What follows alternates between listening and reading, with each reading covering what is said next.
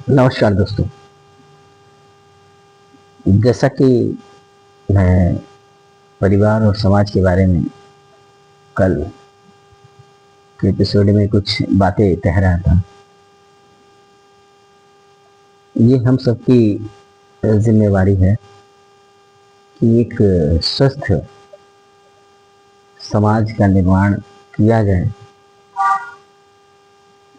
और इसके लिए हमें स्वयं को तैयार करना पड़ेगा, खुद को देखना पड़ेगा, अपने अंदर झांकना पड़ेगा। यदि हम इसमें कामयाब होते हैं तो एक बहुत सुंदर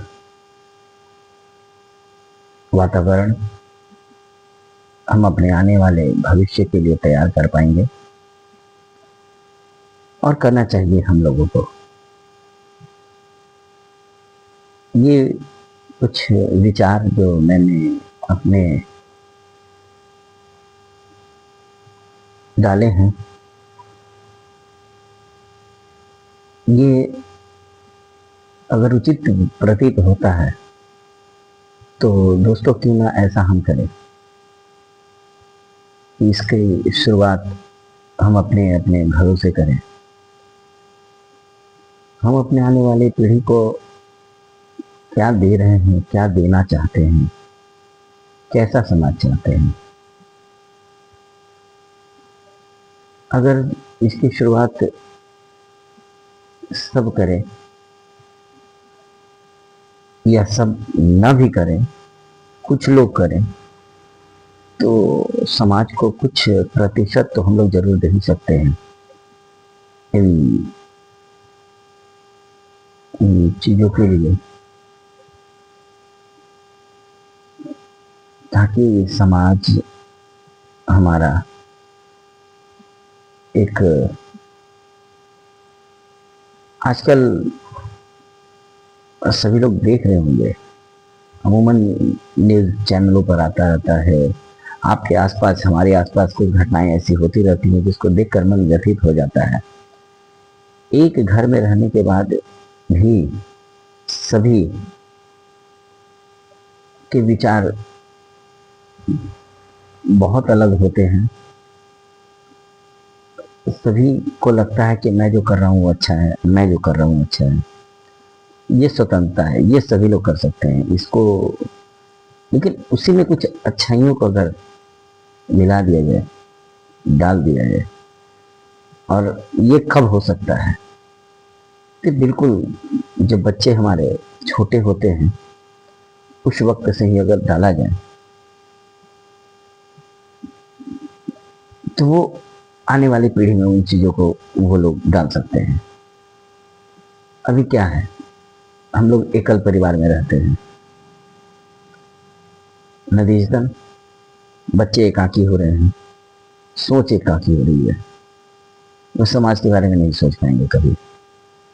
पहले हम लोग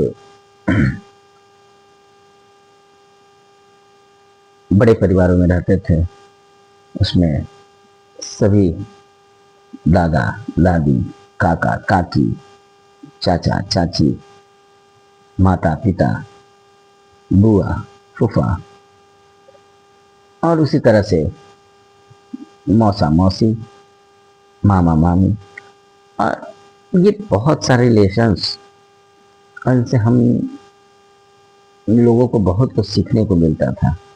इसके लिए इधर उधर भटकने की आवश्यकता नहीं पड़ती थी। इतने सारे लोगों के अनुभव एक परिवार में हम लोगों को प्राप्त हो जाते थे। और जब ये न्यूक्लियर फैमिली का जो चलन हुआ, उसमें क्या हुआ, उसमें भी न्यूक्लियर से न्यूक्लियर लोग होते जा रहे हैं। पति अलग काम करता है, पत्नी अलग काम करती है, बच्चे स्कूल जाते हैं, स्कूल से आते हैं, उनको उनका पालन पोषण सोच सकते हैं कैसे होता होगा। तो उन सबों को देखकर क्या हम ऐसा सोच सकते हैं कि वो बच्चे समाज को क्या प्रदान कर सकते हैं, जिन्होंने जीवन में सिर्फ कुछ ही चेहरों को देखा है। तो ऐसे तमाम सभी लोगों से गुजारिश है कि सब कीजिए, सब अपने कामों को कीजिए, क्योंकि पैसे की आवश्यकता तो है, इसे भी नहीं झुटलाया जा सकता है। पैसे कमाने चाहिए, मगर हमें इस तरह का एक व्यवस्था बनानी चाहिए ताकि हम अपने बच्चों के भविष्य को बेहतर से बेहतरीन कर सके, समाज के लिए एक उदाहरण दे। जब वो बच्चे समाज में जाएं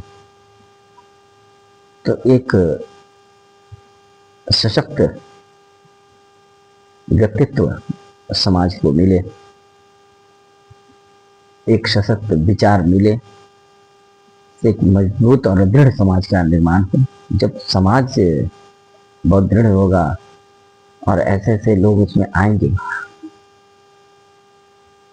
तो आप सोच सकते हैं कि आगे जो भी 2-3 पीढ़ियों की बात मैंने की थी, एक से दूसरा, दूसरा से तीसरा, ये सब ट्रांसफर होते जाएंगे एक दूसरे में। एक बहुत मजबूत सोच का निर्माण होगा। हम एक पौधा लगाते हैं और उस पौधे को नित्य प्रतिदिन जल देते हैं, पानी देते हैं। जब वो पौधा बड़ा होता है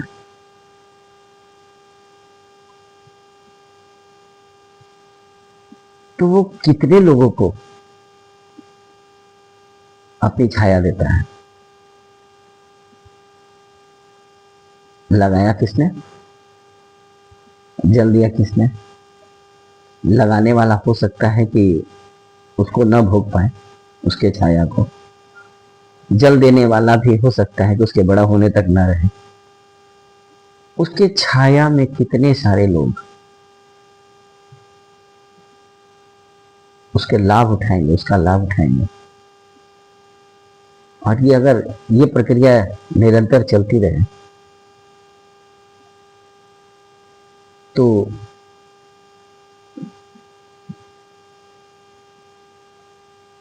खुद सोचने वाली चीज है कि हम क्या कर रहे हैं। इसके लिए बार बार कहना चाहूंगा कि पहले हमें अपने अपने अंदर सोचना पड़ेगा कि हम क्या हैं, हम क्यों हैं, हमारा जन्म क्यों हुआ है, हमने समाज को क्या दिया है, क्या देना चाहते हैं।